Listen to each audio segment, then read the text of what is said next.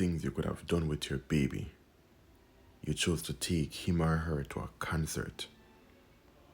A concert. A concert with more than 1,000 people packed together like sardines in a tin. You chose to take your baby to a concert where while in the celebration the baby could have been knocked from your hands. If there's a stampede, the child could have been trampled. If someone wants it enough, they can simply distract you and grab the child from your hands and disappear in the crowd. Some of you do not deserve to have children. Some of you do not deserve to be parents. The hell? The helly?